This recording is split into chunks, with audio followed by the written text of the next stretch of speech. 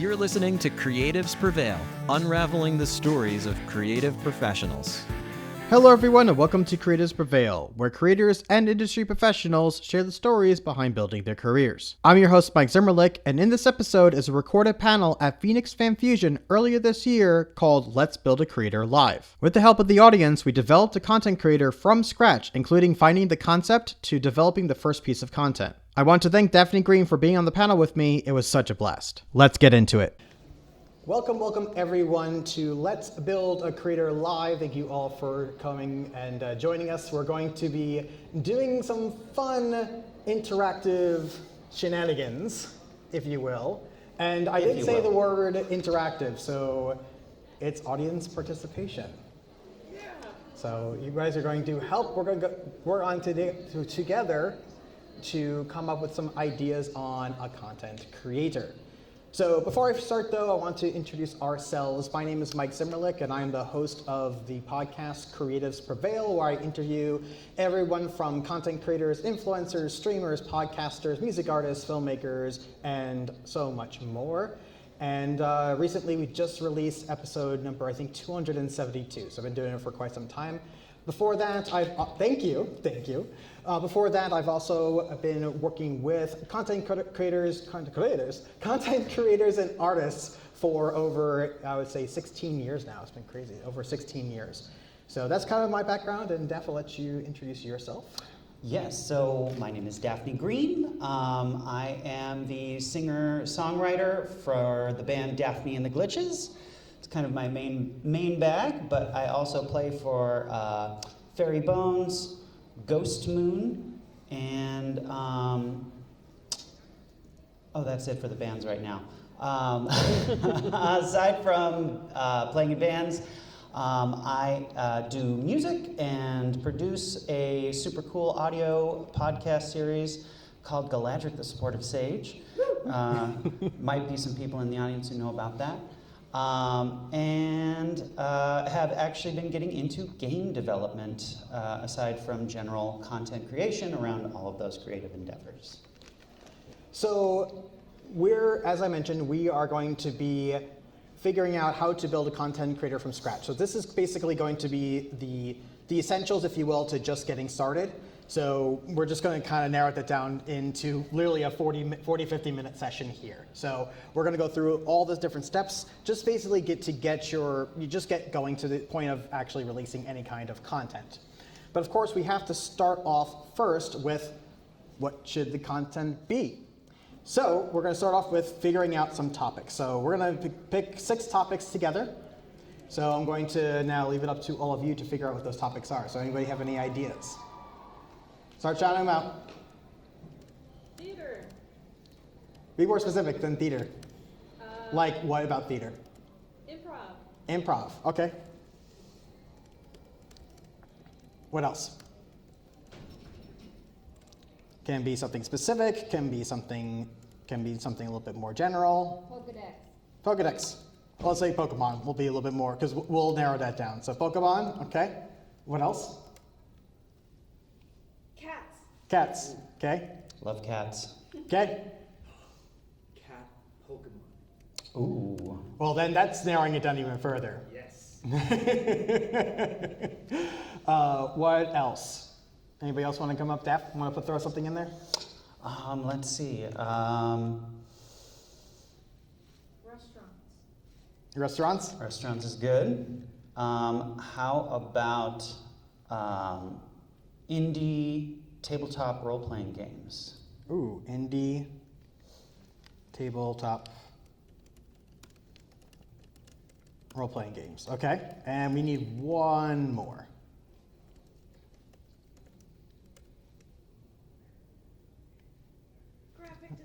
Graphic design?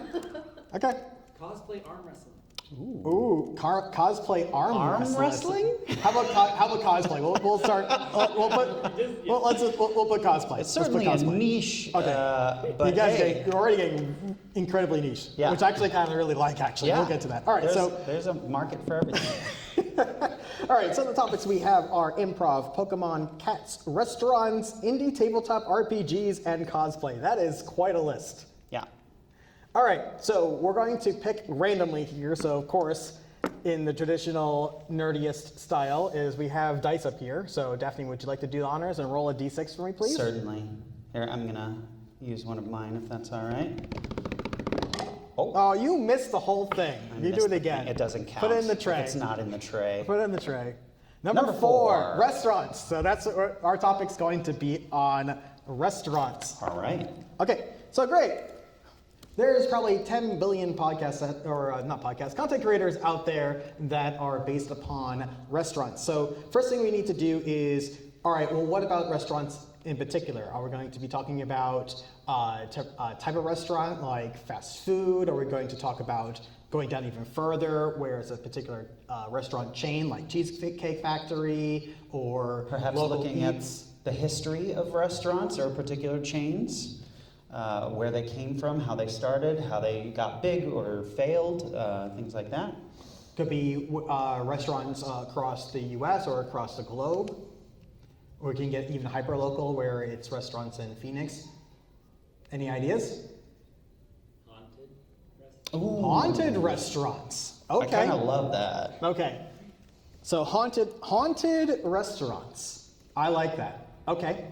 So for haunted restaurants then, so are we thinking, so the next step is, okay, we can check and see what is out there that are similar to haunted restaurants, but I would like to start off with, like, what format are we thinking this is going to be? So is this like a haunted restaurants podcast? Is it going to be more of an influencer with short form, like little clips about the different haunted restaurants that are around the world? What do we think? What are we thinking here? YouTube versus food.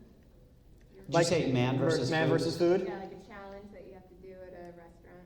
Okay, so I think that probably will work well as a YouTube channel, because man versus food is... Yeah, that would be a little longer form content, yeah? Like a little bit longer form, where they're actually visiting the haunted restaurant and then talking about the history of that restaurant, and then actually going there and seeing why it might be haunted and anything that they might pick up. Maybe even seeing if they can stay the night, right, at the restaurants, right? And see anything happens. Yeah, and asking the questions of, like, are the ghost stories real? Are the restaurants good? Right. What's the history? So, I'm really liking this direction already. So, I do too. So, all right, so we're talking about Haunted Restaurants YouTube channel, right? And what kind of style are we thinking about? Is it going to be more informational? Because I know, like, Man vs. Food has its own particular style. So are we thinking like this is like a comedy, or it's going to be very lighthearted, or is it going to be like a little bit more reality show like almost like a Ghost Hunters, if you will? What are we thinking? I think any time that you see the, like haunted or ghost stories or ghost hunting, it's like sort of entertainment focused of like, oh, it's haunted, we're getting in here, it's spooky. But then there's kind of the other half of it that's like, this is actually like, it's rooted in history, there's like real stories that happen behind this. Like I feel like there's kind of two different ways, you could like go with it. Like more of like, oh, we're like going for the entertainment aspect of it and the jump scare, versus like, oh, we're diving into like the history and the reality behind it and like right. who actually worked here. Yeah. So more of like an interview based is, I think, what you're referring to. Yes? A bar rescue where you have to like exercise the restaurant. So bar rescue where you exercise the restaurant. I kind of like that too. Restaurant makeover. Right. Exorcism. Oh man, I like that too.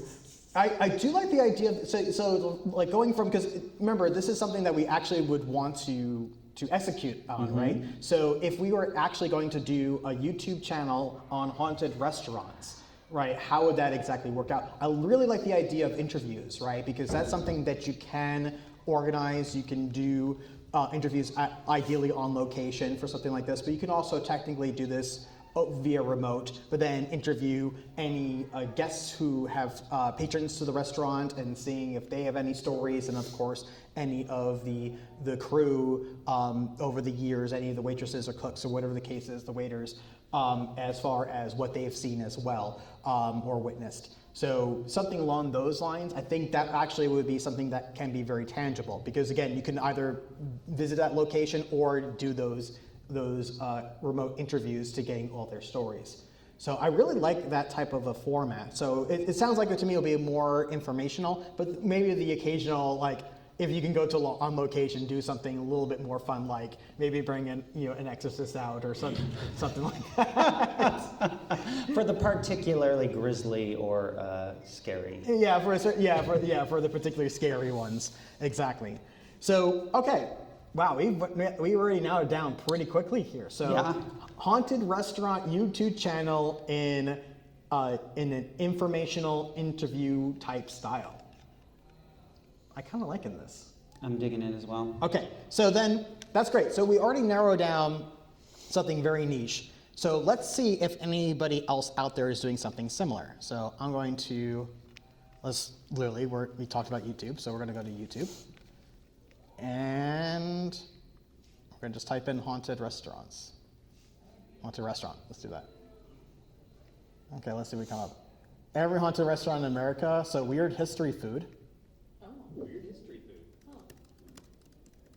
Okay. Let's go here. Okay, so they're pretty large size. Okay, so it looks like that they're just more about overall food, not necessarily specifically haunted restaurants. But it looks like they go through all different kinds of things, so that's interesting. So let's go back. So it looks like there are probably individuals that have like individual episodes, like this one here. So yeah, so he just, like this YouTuber here just overall just reviews food.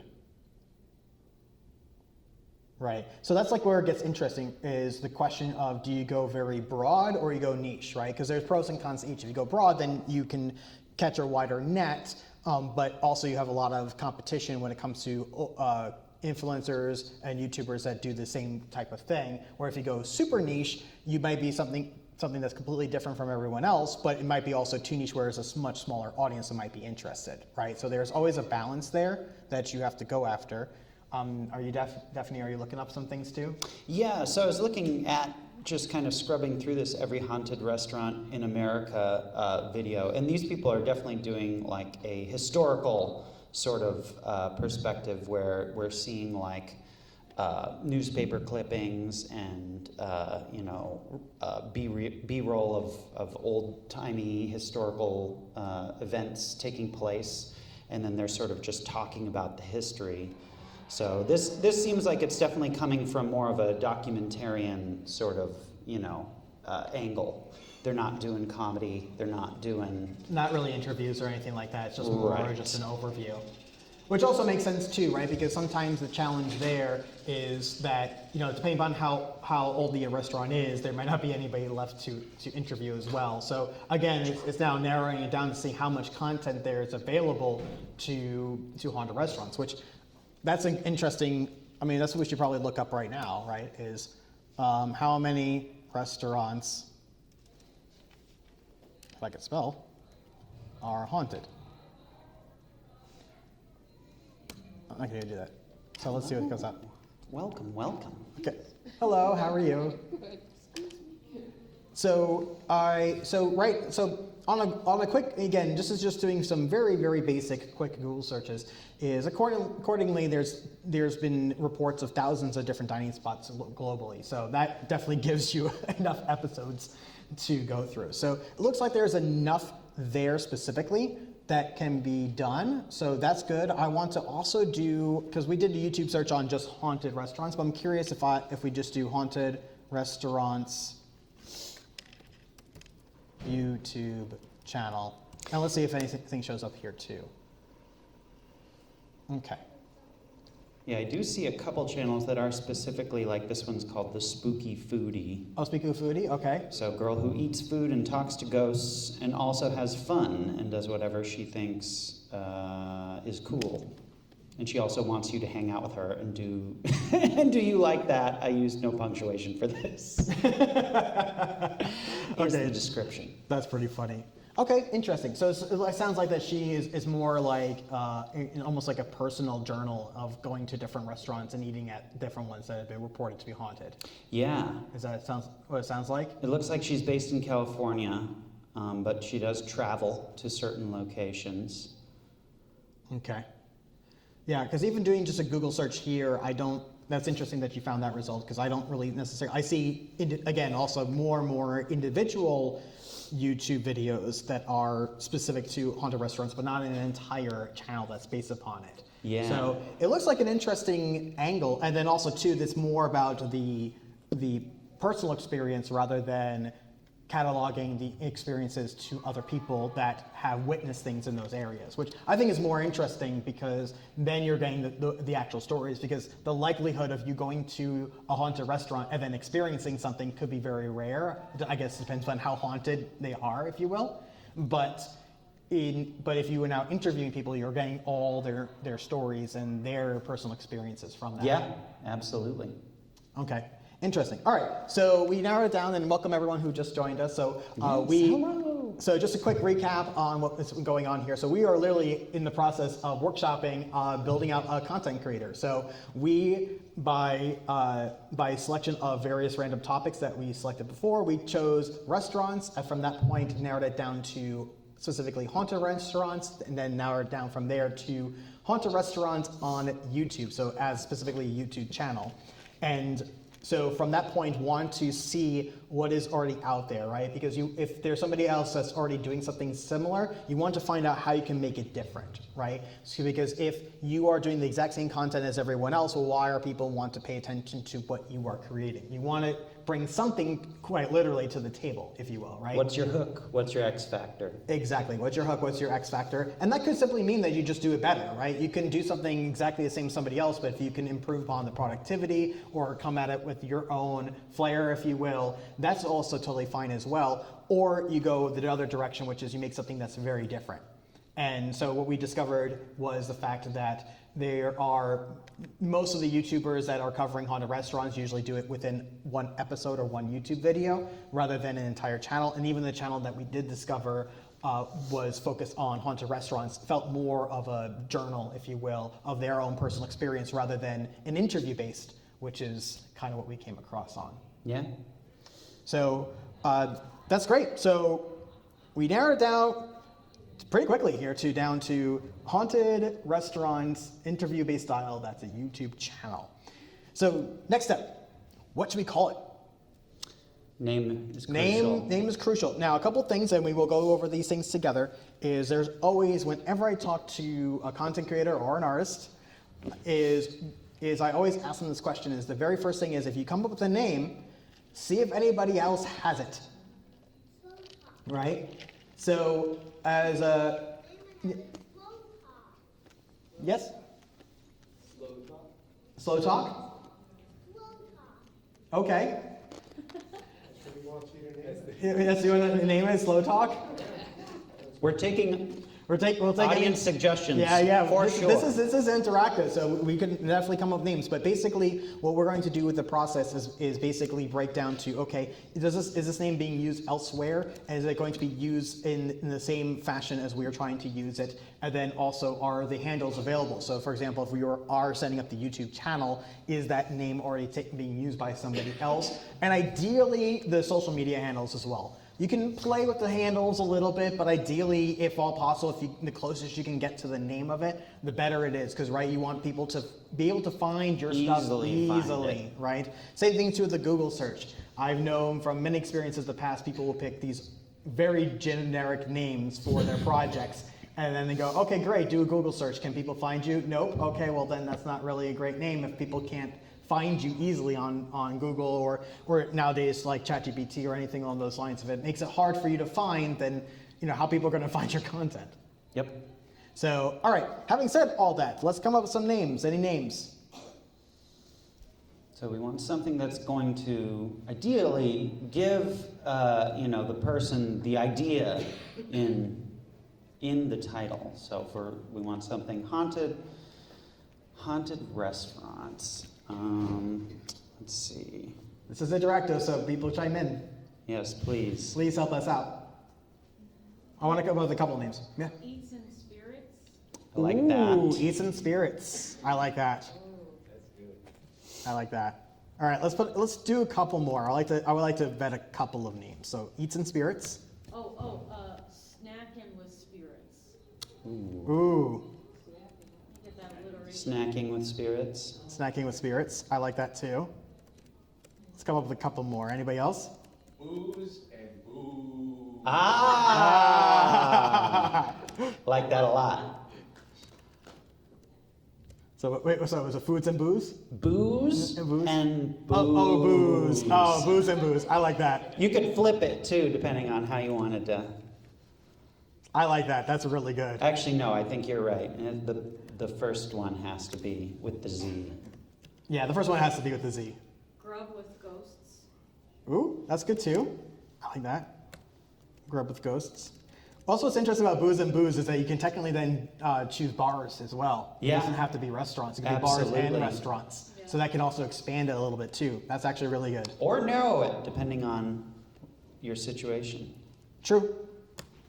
Right, because then you can also technically do just bars. Yeah. But I like the idea where if you're going to do something like that, where it's bars/restaurants, I think that would be great to kind of be, especially if you're finding that you're struggling with how many restaurants realistically you can cover, then you can also then expand it to bars and restaurants. So that's the other thing too, right? Is like once you start going down this rabbit hole, if you will, finding out, well, how much is available to really discuss, right? Because you don't want to start running out of ideas as you're going, right? Unless the idea is to do like a limited series run. But if you want to do something that's on an ongoing basis, you want to make sure that there's enough there to cover. So adding bars, I mean, at that point, there's a lot of options. There's a lot more options there because now you can technically do hotel lobbies at that point in time. So you can technically sneak in some hotel, haunted hotels in there as well. Yeah. So there's a lot more options there. So I'm kind of liking the Booze and Booze. We're gonna check all four of these ideas, but I do really like. Don't Booze forget and Booze. about slow talk. Oh yeah, we have to look at slow talk as well. Yes. Okay. All right. So, Daph, let's see which one we want to look at first. Probably Eats and Spirits. Oh yeah, let's check to see if We have any of to these check. already exist. Yeah. So probably we can do some dual checking here. So, Daph, do you want to? I can do start doing some. I'll do the first two, you do the second two. Okay. So I'll do Eats and Spirits and Sacking of Spirits. If you want to do Booze and Booze and Grub with Ghosts. Yes, Okay. I'll do that. All right, so everyone here is going to be able to see what I'm doing here. So Eats and Spirits, let's just literally type that in and see what happens.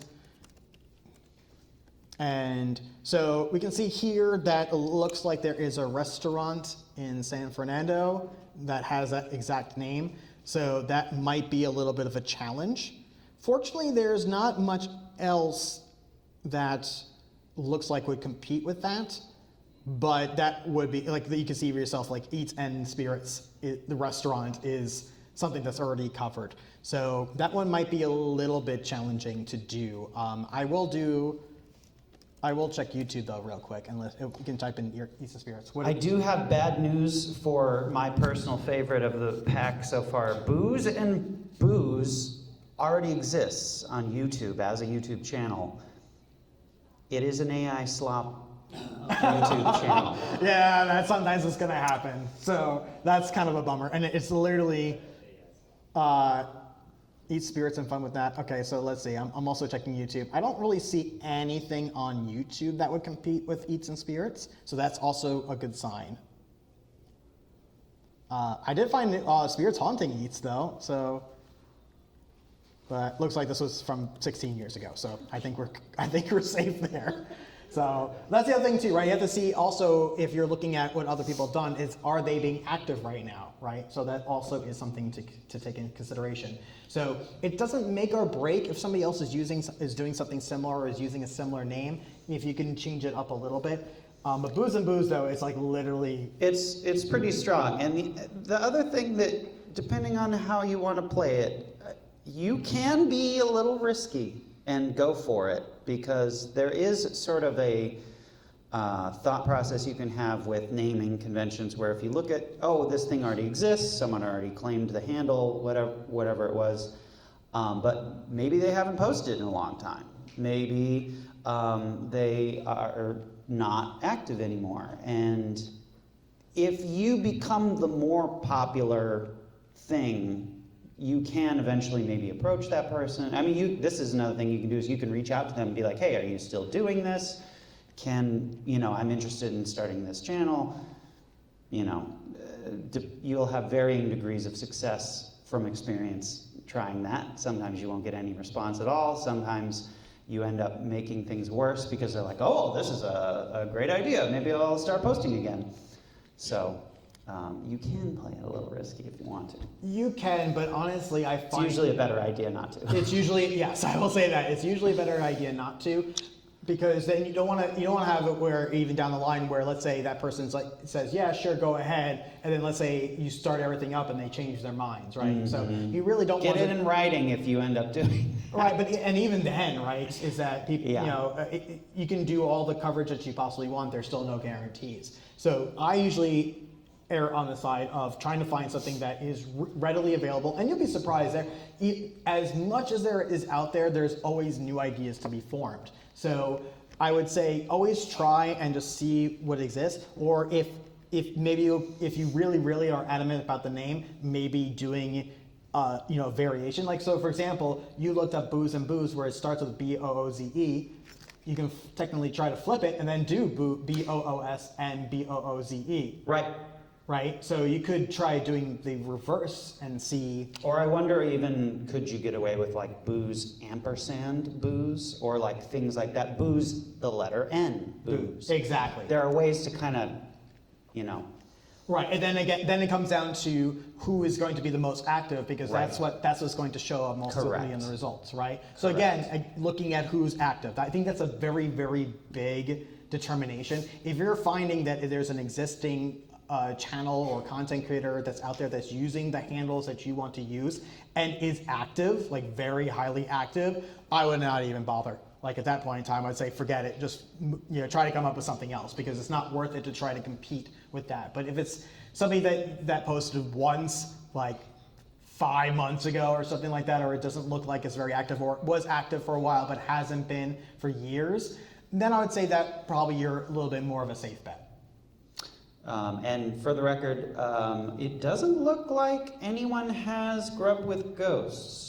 Okay. I saw, here, hold on, let me do this search one more time. And I'm going to check Google for the other one, which was Snacking with Spirits. There's Ghost Pubs and Grub, which is a YouTube channel started in 2020.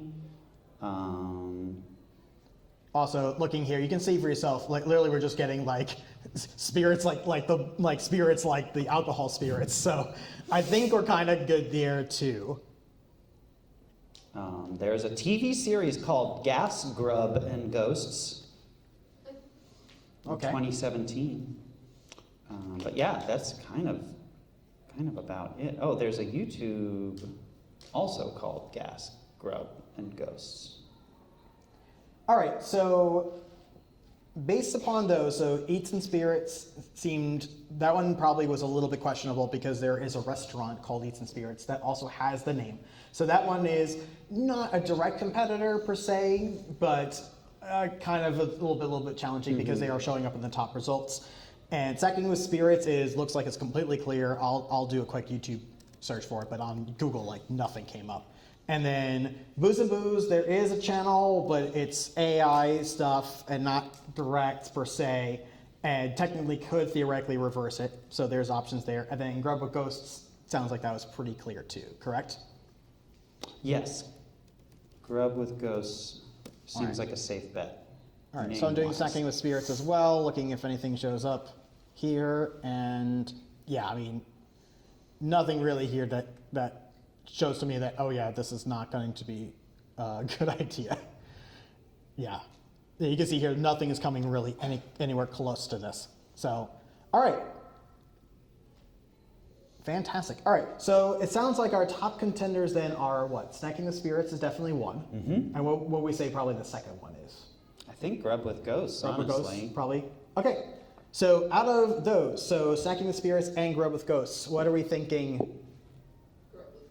Grub with Ghosts? Okay. Well, you know what we'll do a raise of hands on this one. We'll do like a voting let's process. vote. All right. It's democratic. So democratic. Yes. Grub with Ghosts. Raise your hand for Grub with Ghosts. So let's see. 1, 2, 3, 4, 5, 6. Okay. More. All right. We'll cover that. So all right. There we go. So Grub with Ghosts said it is. So now, all right. We have now a YouTube channel that is all about interviewing people who have experiences in haunted restaurants called Grub with Ghosts. Love it.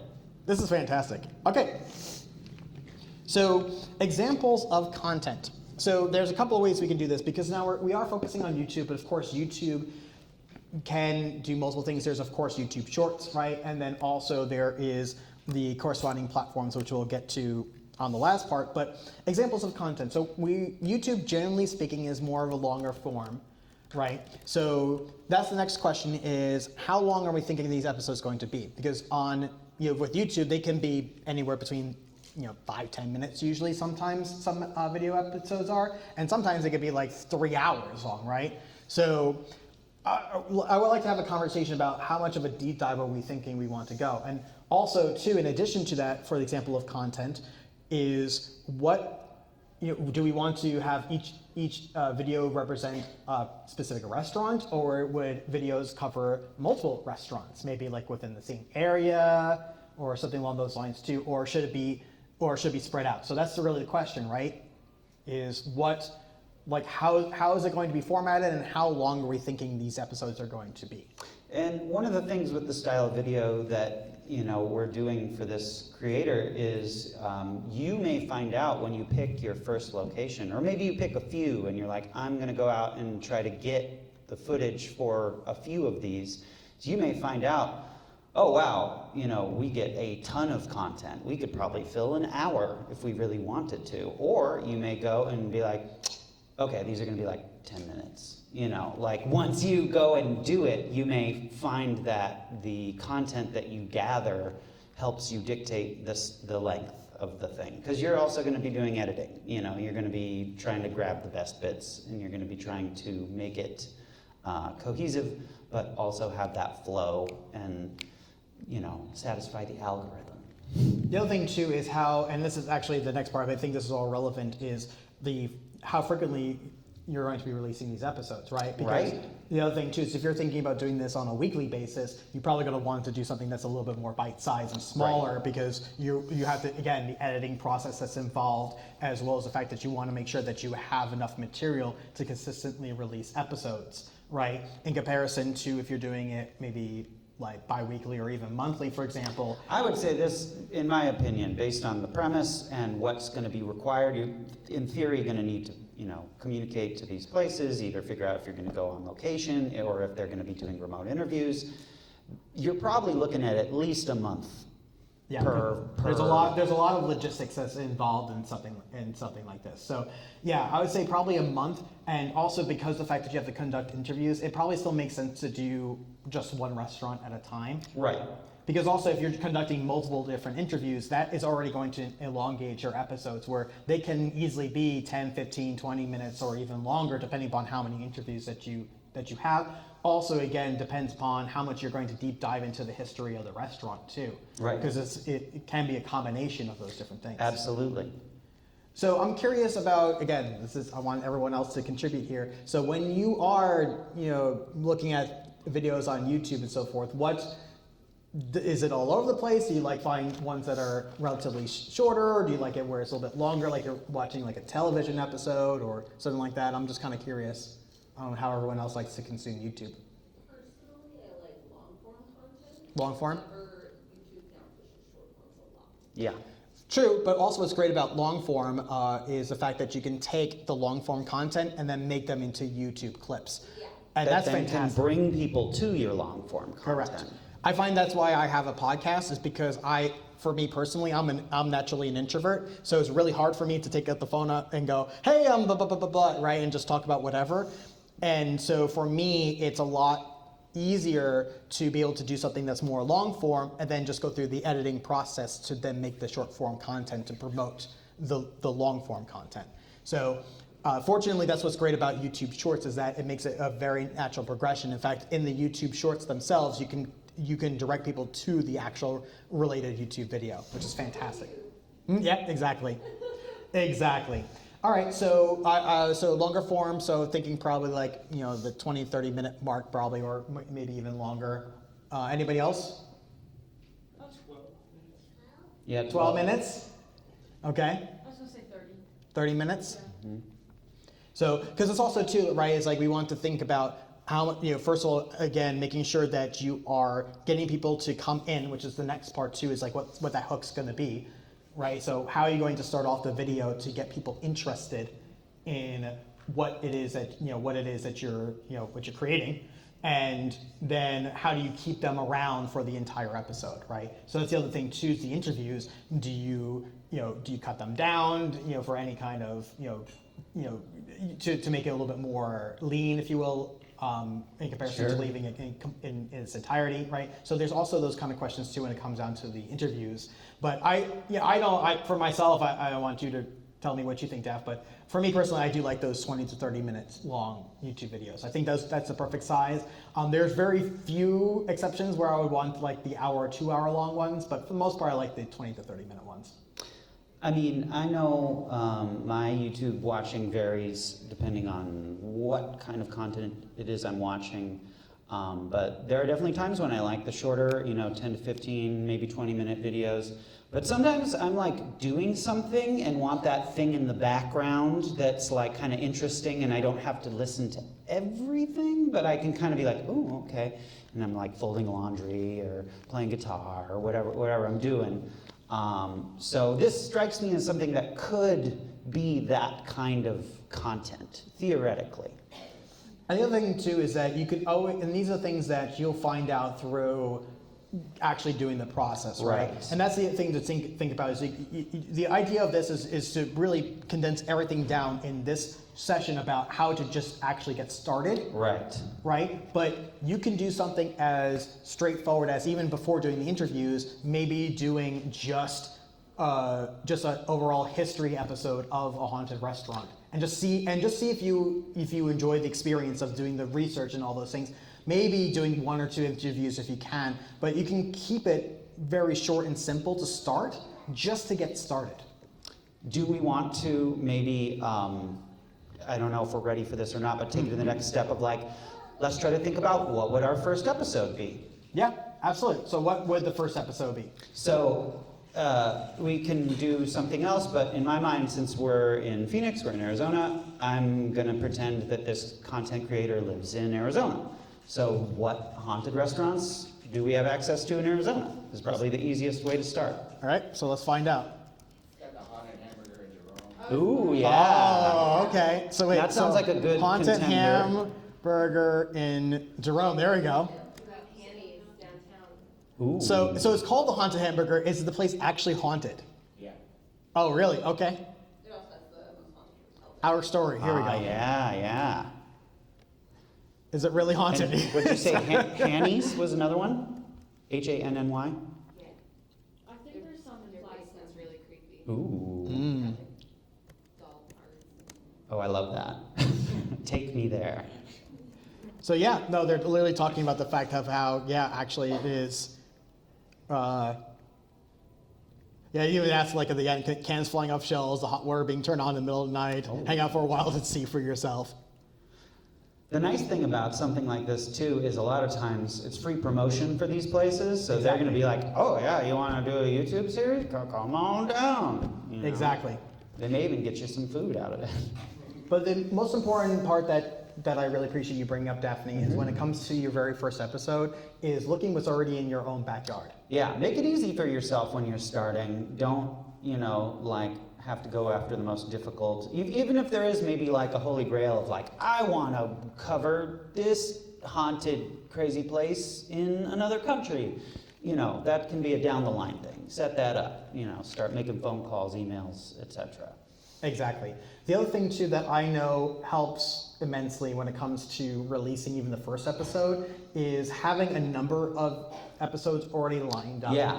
Because that's the other thing too is that it's very easy to burn yourself out because now if you're trying to keep up with your schedule of releasing episodes and you release an episode and then trying to work on the next episode without knowing your process or all the hurdles and challenges going to be involved or anything like that, it becomes overwhelming so quickly, and then you feel discouraged because you're not keeping to the schedule that you promised yourself. And I know this happens so many times with content creators, is then they just stop because they just don't feel like they can keep up. And I know for myself that this happens with everybody, right, including myself. But I found, at least in my own personal experience, is that having a number of episodes ready to go, so that this way you can start releasing them. So while you're releasing the episodes, you are still working on the next one, but you don't feel like you're in a rush necessarily to get the next one out the door. You already have at least a couple already done. And for case, even for like a monthly, let's say a monthly YouTube channel, for example, if you have even 2 or 3 done, you're now 3 months ahead. So now you can start working on the next couple of episodes.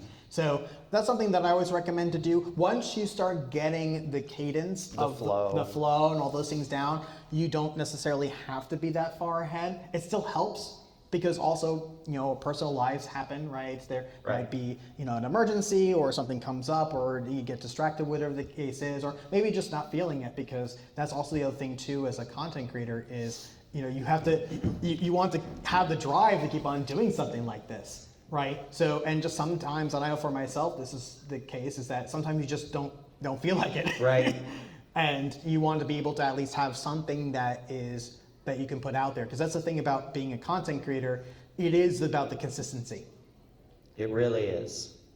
You have to be consistent with this, because if you want to build, and that's the other thing too, you have to be honest with yourself, is what is the ultimate goal that you want out of doing this, right? Is it for your own, just for your own hobby, because you're interested in the topic and just want to put it out there? Or do you actually want to build an audience from this? And then again, even from that point, well, what purpose, right? Yeah. Why do you want to sell merchandise? Do you want to, build a community space? Do you want to Destroy AI. Destroy that one? Do you? I mean, yeah, exactly. Or do you want to get sponsorships and get compensated for the work that you're doing, right? These are very different goals. Yeah. Right? So that's something else you want to come into. And there is no right or wrong way on any of this. No. But you want to be honest with yourself going in as far as what you want the goal to be. And I find for myself, it's always that I find that there's always some sort of intrinsic value. I find for myself, if I like to say this, is that if my audience is 0, is it still worth doing? And I think that for anything that you want to create, I think you have to ask yourself that question first. If nobody's watching this, nobody's listening to this at all, is it still worth for me to do it? And if the answer to that question is yes, then you already know your answer, right? And of course, I mean, that doesn't necessarily mean the goal is not to build an audience. It's just that you're coming from it at the right mindset, right? Because if your goal right off the bat is, no, I would be miserable doing this, believe me, it's just going to get worse from there. Because the thing is, if you don't enjoy the process, if you don't feel fulfilled in the process, what happens when now you have all these people that are wanting your content, and now you feel obligated to continue making the content? And believe me, I've heard these stories before of content creators that put themselves in pigeonhole themselves, where now that's what they're known for, and they hate making the content, but that's the content that everybody knows them for. And that has happened countless times. I cannot tell you how many times that happens. And they're miserable because they feel like they can't actually make the content they wanted to make to begin with. So that's something that I highly recommend for anything. If you are looking to create any kind, whatever it is, right? Whether it's a podcast, YouTube channel, even just a short form influence, or whatever the case is, you have to enjoy the process. You have to start there, and it may not come overnight. You may have to try things out and find what you like and you don't like, but you have to start somewhere, try it out, see if you enjoy it, or at least you're fulfilled in the process, and then take it from there. It took me a long time to figure out what I really enjoyed to do. Yeah, that's the trick, really, because if you can make it fun, if you can find out what makes it fun for you, it becomes a lot less of a chore. All right, so Congratulations, everyone. We just created a content creator. I do want to leave it open for, I do want to leave some time for Q&A. So does anybody have any questions? Anybody planning on being a content creator? Yes. I have a question. Coming from more of a, for lack of a better term, professional perspective versus like content creation for like entertainment. Sure.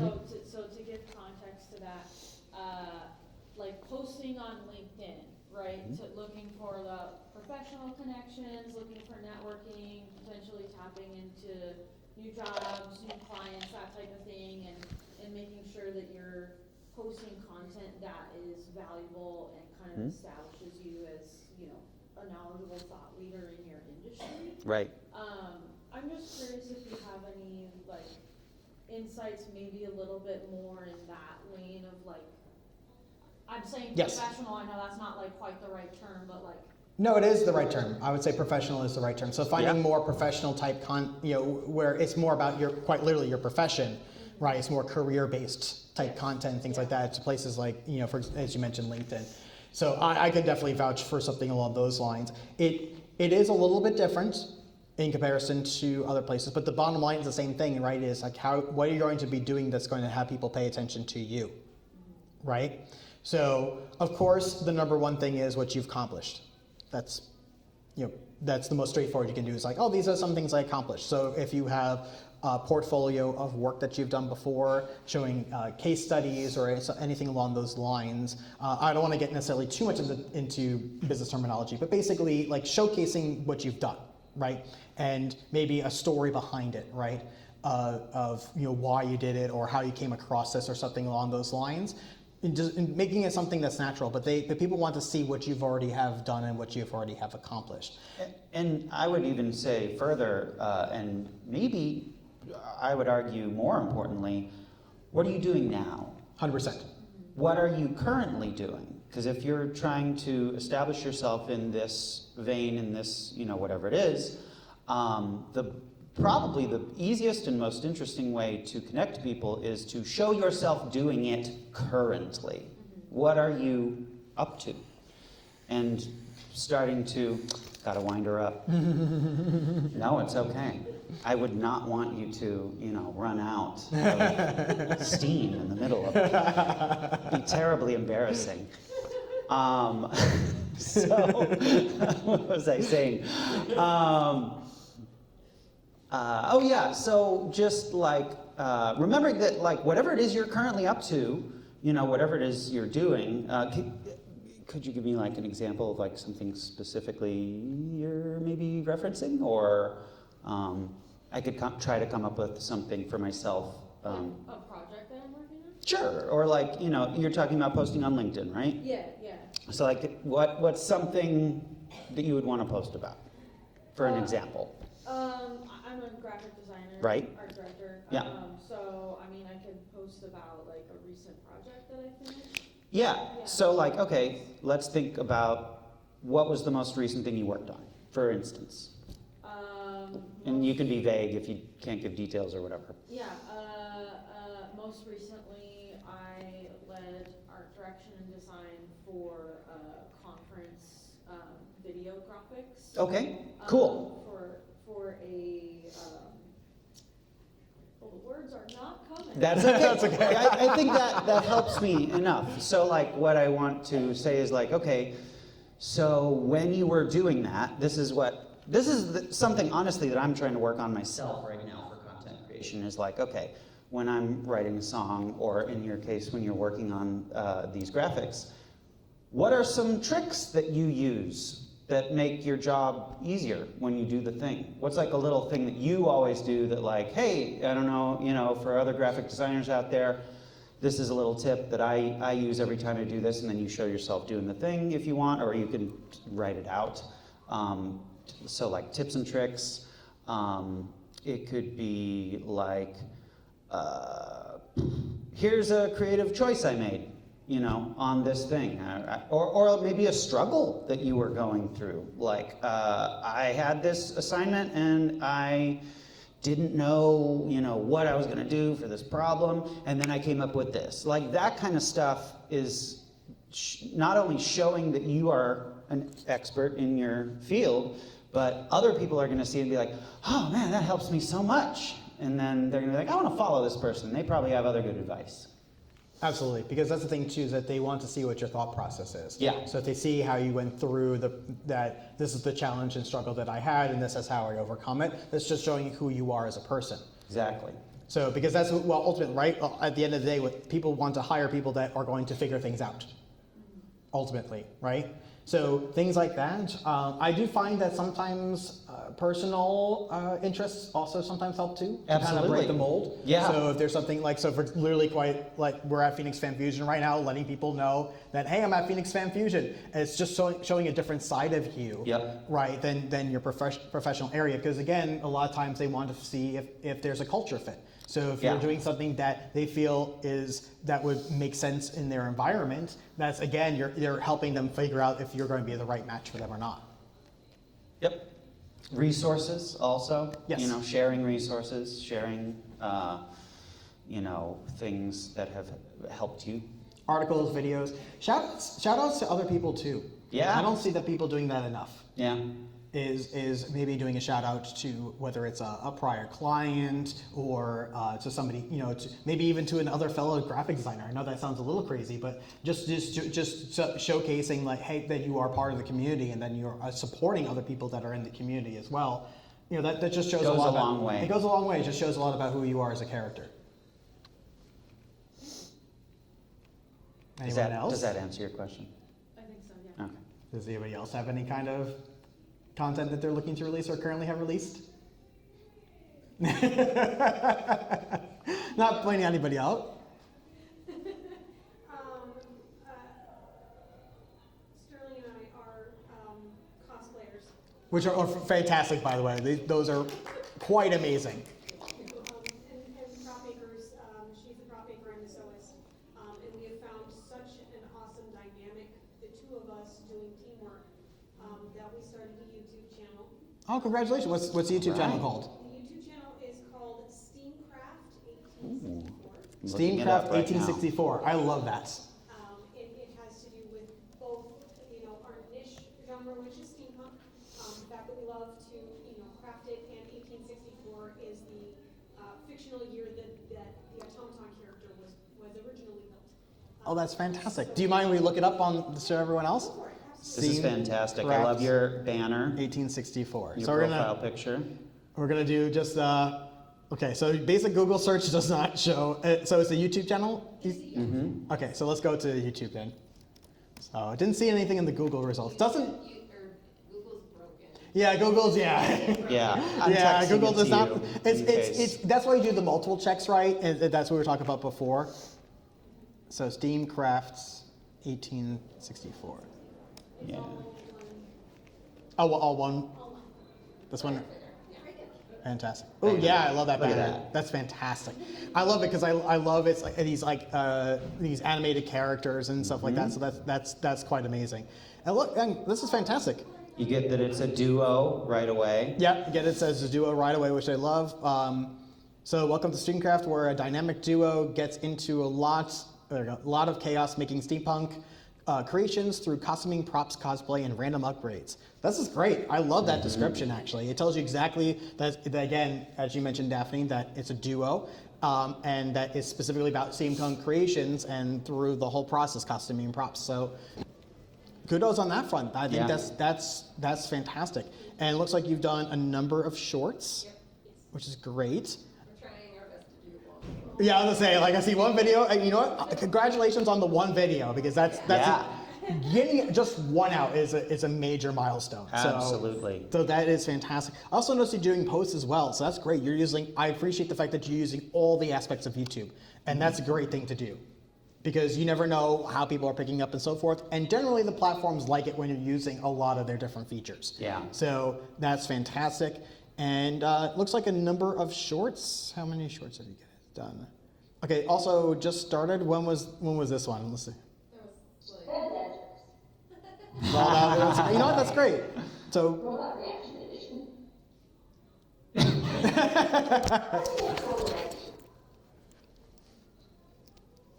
You just have to act nuts. Oh, okay. That's really cute. I love that. That's fantastic. excellent. That's really good. That's an easy like ongoing bit you can go back to too. Yes. That's nice. Nice. And it's always a genuine reaction. Okay. Challenges She's not allowed to know. I'm not allowed that to joke know. when I say she has to react. That's Nice. fantastic. Character. Yes. The very first The one, first one, Why Don't Dinosaurs Talk? it's hilarious. We love it so much. It broke my heart, and that's all I'm gonna say. Bad dad jokes. Robot reaction edition. Heather. Question for you. Why don't dinosaurs talk? Yes, they do.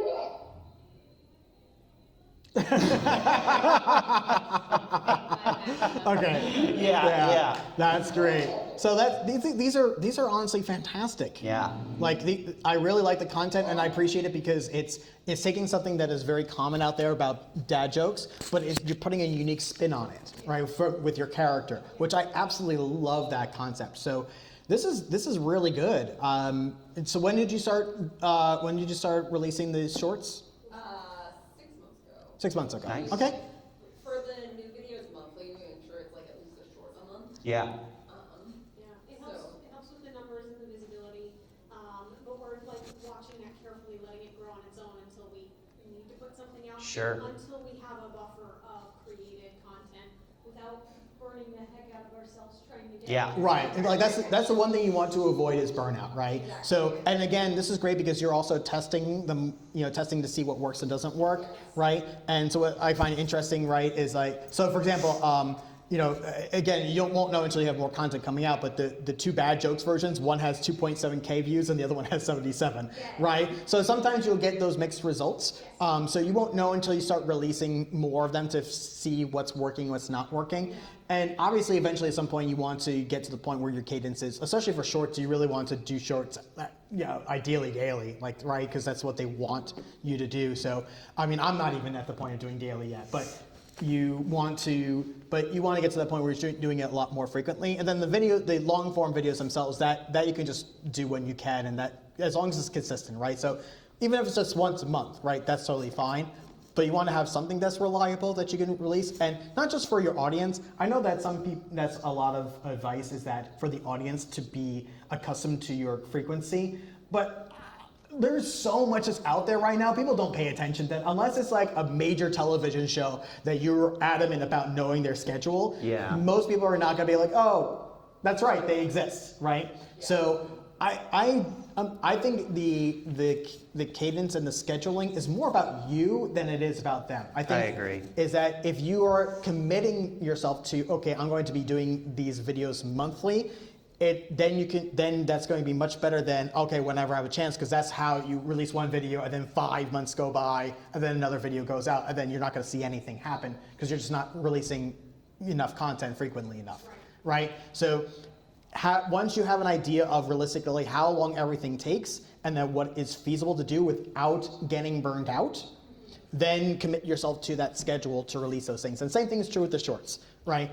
Short form content right now, the more the merrier, as much as you possibly can do. Fortunately, you don't have to have a set schedule with shorts or anything like that, just whenever you can.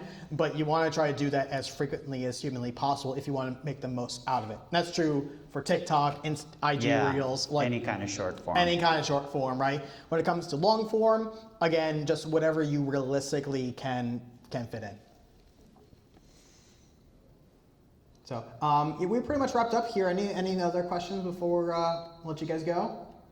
Thank you for making an example of this. Oh, you're welcome. Thank you guys. Thank you all thanks so much for volunteering. thanks for all of you for coming out. Yes. And if you like, you feel free to, I'll bring back up our handles if you guys want to follow us. And then I will mention that at Creators Prevail is my podcast, and I do interview all kinds of content creators and their stories. Cool. And I do have a QR code here for a creator starter guide, which is literally the process we just went through for the session. I put those into like a basic outline if you want to follow along. And Daphne, you have some things to talk about too, about your projects? Yeah, so at DAT Glitches, that's my band, Daphne and the Glitches. At Daphne Greene, that's my personal account. I'm currently sort of going through a little creator revamping of my own, where I'm starting to use Daphne Greene as the umbrella, where all of my various things kind of live, and helps me promote all of the different projects. But what I was going to say, specifically for Daphne and the Glitches, there is a free show at Yucca Tap Room next weekend. It's the 13th. That's a Saturday, right? Yes. I'm sure it is. We're on at 10:15 if you want to come check us out. We're pretty good, just saying. They're very good. And yeah, might be it. Awesome. Well, thank you all so much.